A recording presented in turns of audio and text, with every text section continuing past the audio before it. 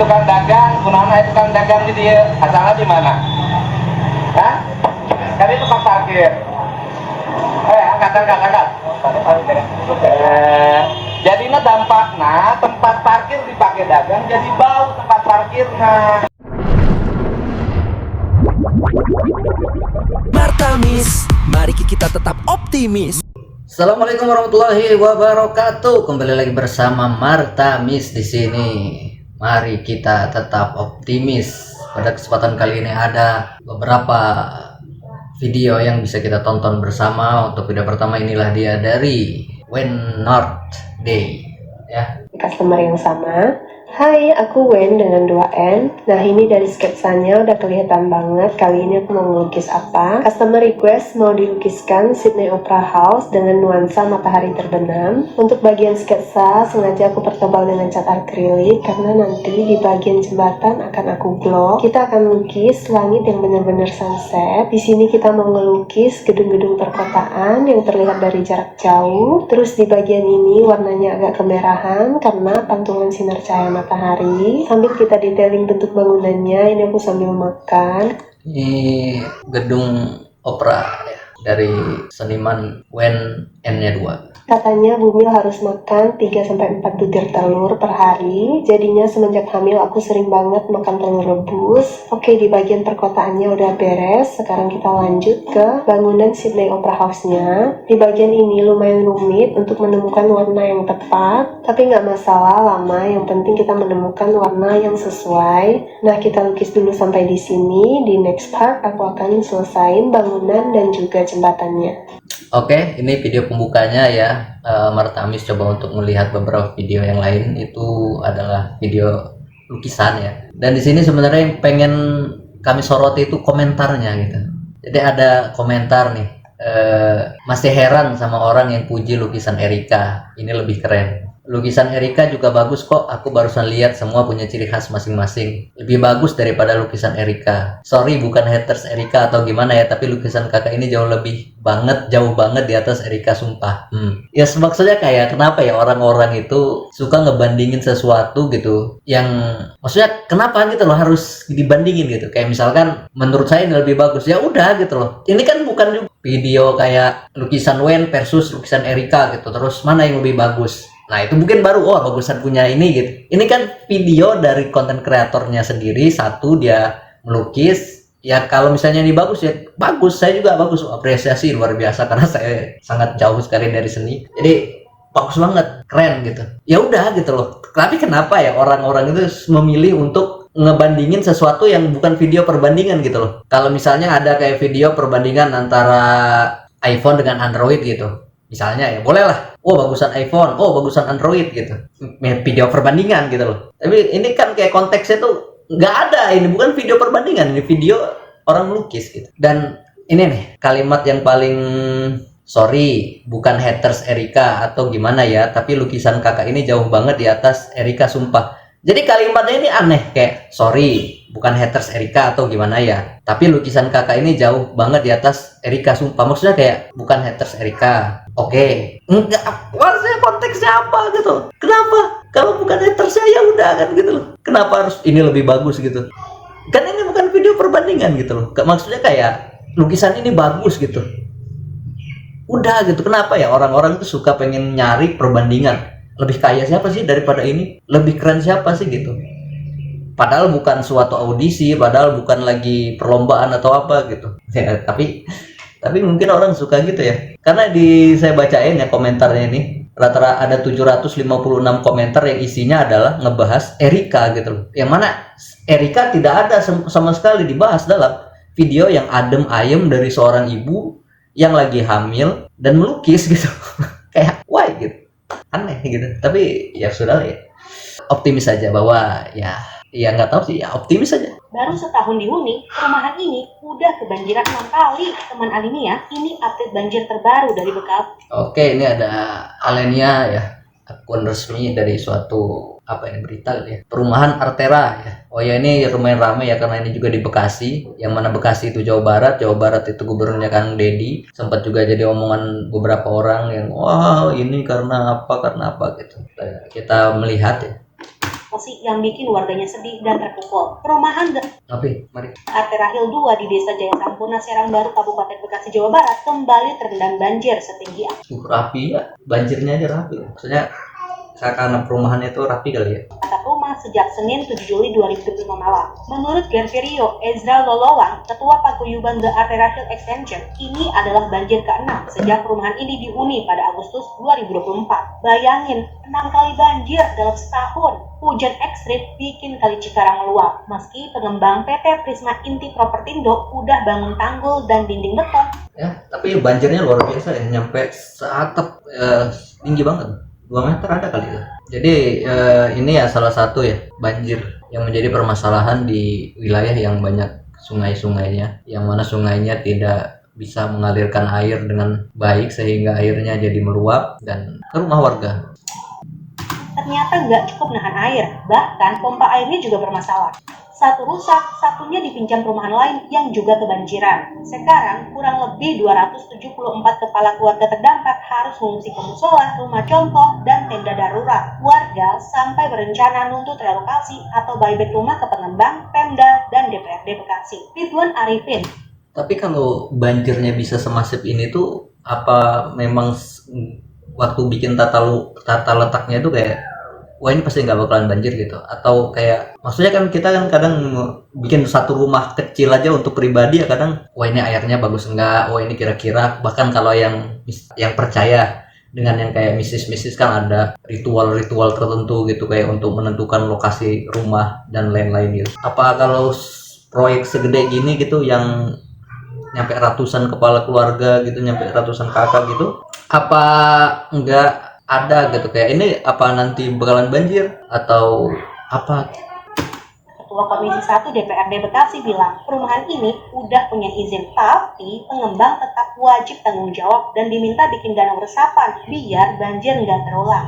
Asli ini berhektar-hektar ini. Oh iya, Alinia mengucapkan turut berduka untuk semua korban terdampak banjir ini. Semoga selalu diberikan kekuatan dan kesehatan. Ya, Martamis juga sama turut berduka ya. 6 kali setahun, gimana nggak stres gitu. Udah pindah, oh ini udah nggak banjir lagi nih, balikin barang-barang lagi, terus banjir lagi, pindah lagi. Ya sangat ya sedih lah. Gimana menurut teman Alinia, kalau rumahmu kebanjiran 6 kali kayak gini, apa yang bakal kamu lakuin? Iya kalau rumahnya itu memang tanah pribadi tanpa pengembang kayak gitu mungkin ya kita menyalahkan diri sendiri. Kalau kebanjirannya itu 6 kali ya artinya ya. Nah kalau yang kondisi gini kan ada banyak ya, ada tanggul jebol, sungai yang nggak bisa nampung lagi curah hujan yang tadi tinggi, akhirnya banjir. Bahkan kalau menurut saya kalau itu dibongkar itu bisa dikembalikan ke Cihamplas lama dengan mengembangkan kembali outlet yang menjadi ciri khasnya Cihamplas gitu. Tapi itu kan terserah Pak. Iya kalau saya lebih punya saran, kan saran kewenangannya kan semuanya di wali kota ya. Saya lebih punya saran kan, kalaupun ditata ulang itu pasti peristiwanya sama lagi deh. Kapan sih kita konsisten ngejagain? Itu kan nggak pernah. Nah kemudian yang kedua dari sisi aspek jalan itu kan jalannya jadi menyempit, kemudian pohon-pohonnya jadi tidak terlihat. Bahkan kalau menurut saya kalau itu dibongkar itu bisa dikembalikan ke Cihamplas lama dengan mengembangkan kembali outlet yang menjadi ciri khasnya Cihamplas gitu. Tapi itu kan terserah Pak Wali Kota. Kalau saya kan memberikan saran saja gitu. Tapi kata Pak Wali Kota kan butuh dikaji dulu, terus butuh anggaran yang cukup besar kalau dibongkar. Itu gimana Pak?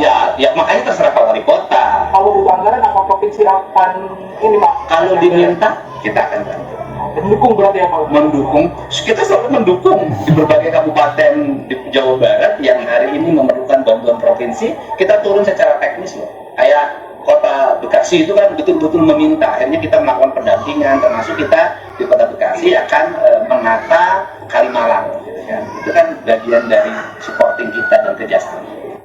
Nah ini ya bahwa Kang Deddy itu sangat tidak semuanya semau beliau gitu loh, nggak saya maunya gini, nggak dengar yang lain, tapi beliau tetap Cihamplas ya.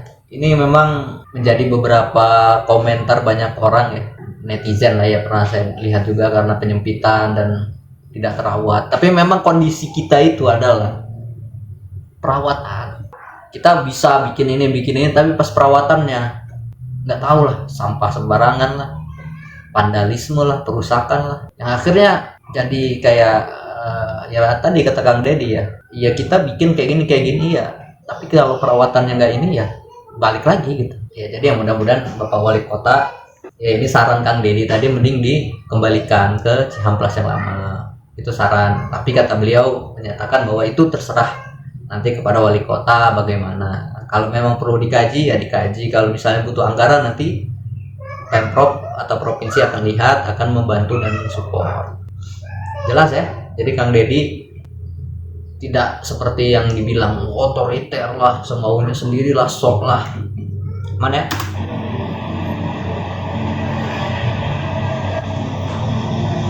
Ya tukang dagang, kunana itu tukang dagang di dia, asalnya di mana? Hah? Kan itu tempat parkir. Angkat. Jadinya dampaknya tempat parkir dipakai dagang, jadi bau tempat parkirnya.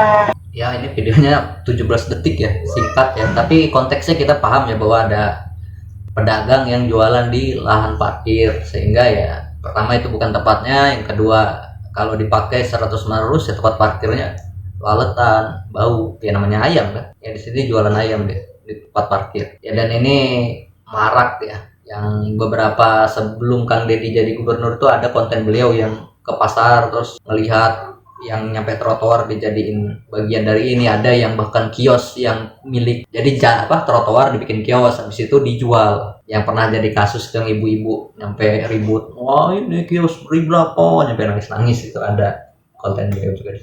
Jadi ya kadang-kadang ya masyarakat ya, tapi kalau nanti dibahas kayak gini paling jawaban beraninya sama rakyat kecil ya, walaupun konteksnya kan ya gimana ya, kadang-kadang susah gitu, kadang pakai tameng, beraninya sama miskin, beraninya sama yang bodoh.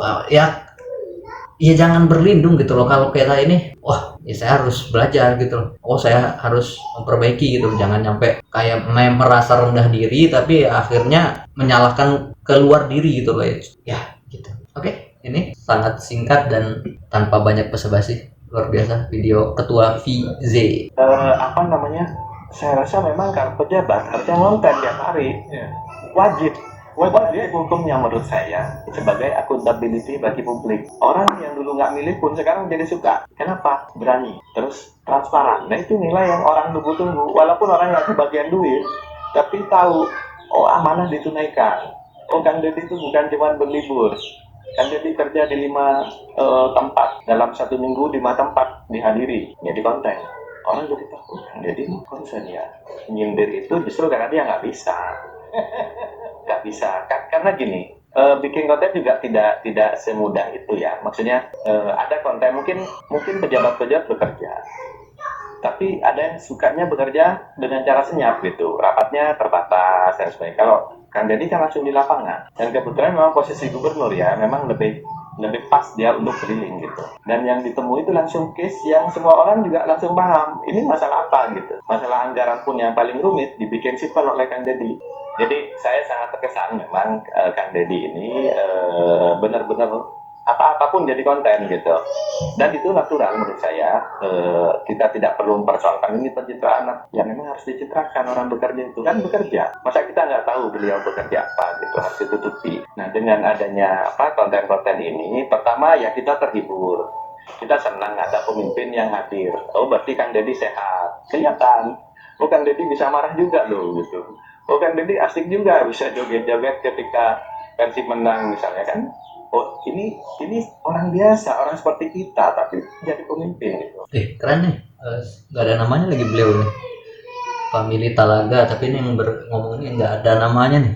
Tapi ya karena orang yang nggak milih KDM pun, atau bahkan orang yang di luar Jawa Barat ya tahu KDM dari kontennya. Saya tahu KDM ya dari konten yang beliau buat, yang artinya ya kita tahu gitu ya. Tadi ada banyak hal, terhibur lah, kita senang melihat banyak hal di situ, dan accountability terus kita bisa lihat karena kan beliau itu kontennya setiap hari loh. Sehari itu kadang 2 video di YouTube-nya itu. Kalau di Lembur Pakuan biasanya video-video yang formal, pidato yang semacam-macam. Nah kalau video-video yang kayak nemuin warga dan lain-lain itu ada di channelnya beliau gitu. Dan kadang sehari itu dua video gitu, yang artinya itu nggak putus gitu. Kontennya itu bener-bener kita kalau memang pengen nunggu, Kang Deddy belum upload video gitu, yang artinya nggak putus gitu, bukan sekedar konten putus yang kayak lagi bagus nih dikontenin, ada nih, tapi pas senyap seminggu 2 minggu 3 minggu ada lagi yang bagus naik lagi gitu, nggak bener-bener setiap hari gitu, lagi bagus ya ada, lagi kurang bagus menurut netizen ya ada gitu. Contohnya yang waktu marah-marah sama Persikas itu kan banyak yang komen, wah ini pemimpin kok kayak gini, tapi maksudnya realita kehidupannya itu ada gitu loh, yang mana beliau marah, beliau kecewa, beliau sedih, beliau ada di konten-konten beliau, dan itu yang menurut saya itulah perlu transparansi anggarannya luar biasa, sehingga mungkin ya betul kalau bisa memang di sosmed sekarang mungkin pemimpin itu ada kontennya gitu loh. Jadi kayak semua pejabat DPR itu ada videografer yang kamu hari ini ngapain sih ini. Jadi kayak di website ataupun dari ini mungkin ada gitu kayak DPRD Jabar gitu. Terus ada hari ini DPR Jabar berkunjung ke sini. Ini kegiatannya gitu. Jadi termonitor gitu. Jadi kita bisa tahu gitu loh. Dan untuk bilang mengonten setiap hari itu dalam 365 hari, entah video lama atau baru, tapi itu secara rutin dengan tune yang menurut saya masih terlalu sama gitu loh, kayak beliau seperti itu terus gitu dalam kesehariannya gitu. Jadi kita ya tadi benar, bekerja ya citranya harus ada gitu loh. Harus bukan pencitraan maksudnya, tapi memiliki citra karena bekerja gitu. Ya, kalau nggak ada artinya kan nanti orang mulai berpendapat nggak kerja ini gitu. Orang di beliau post setiap hari, soalnya postnya itu setiap hari loh, nggak kayak seminggu sekali atau sebulan sekali atau karena ada event tertentu gitu. Bener-bener ada macam-macam lah, dari nemuin tukang arit tukang motong rumput, nemuin yang kecurian motor, yang ditangkap karena beli motor curian, banyak sekali gitu istilahnya, yang mana beragam banget gitu ya, jadi hiburan, jadi inspirasi, jadi perenungan, ya pokoknya macam-macam. Dan itu saya setuju dengan pendapatnya beliau yang saya tidak tahu namanya, Kang Prabu kali ya namanya, Kang Prabu ini ini apa nih, kenapa ya kalau di TikTok itu orang itu jarang ngasih deskripsi atau judul gitu, cuma hashtag atau bahkan kayak tanggal gitu. Jadi konteksnya kadang saya bingung. Ini ramalan Rod Tangga jadi kenyataan, Sunda Empire segera berdiri. Kalimatnya agak oke lah. Indonesia makanya adalah dari kata ini Sunda. Tanpa kalian tahu kalau dia ini adalah salah satu di era Bapak Soeharto. Ntar ini cuplikannya ya. Videonya 13 menit, hampir 14 menit. Paling saya cuma nonton cuplikannya aja. Dan nggak akan saya terlalu ini. Karena panjang. Negara dan pembangunan nasional ini diprioritaskan terhadap sistem pertarungan. Pajajaran jangan diartikan Prabu Siliwangi adalah merupakan bagian cuma Jawa Barat. Coba dua, kalau mengambil sejarah sebuah kerajaan di dunia pertama kali, baik itu ada di Brebes. Ini Indonesia menjadi bukan karena Indonesia punya peradaban dalam artian tertua. Peradaban tertua itu ada di Pulau Jawa. Oke, ya ini beliau sama kayak saya ya, beliau ini nonton video orang terus ikut-ikutan ngomong gitu. Ya, dan ya ini bahas tentang Sunda Empire, almarhum Lord Rangga ya, yang kemarin banyak sekali dibicarakan, yang sempat ditertawakan juga, yang kemudian mendapatkan banyak respect juga dari banyak orang kemudian gitu. Ya, sebenarnya saya paling suka kalau pendapat soal ini tuh waktu ada di ILK atau ya yang ada Mbah Tejo ya, Sujiwo Tejo, Presiden Dencukers, terus ada Lord Rangga, terus beliau mendengarkan, terus habis itu berkomentar, dan iya keren sih. Jadi kita mendengarkan pendapat itu ya dengarkan gitu, nggak menyepelekan, nggak menganggap apa gitu. Ya walaupun ada beberapa yang harus kita jangan dengarkan ya, yang nggak jelas, yang ada beberapa juga itu lagi viral, siapa namanya itu ya, adalah yang rambutnya gondrong kalau nggak salah. Oke, karena saya nggak terusin videonya tapi cuma mengenang almarhum Lord Rangga ya, jadi ya Al-Fatihah buat beliau ya, semoga ya Al-Fatihah buat beliau.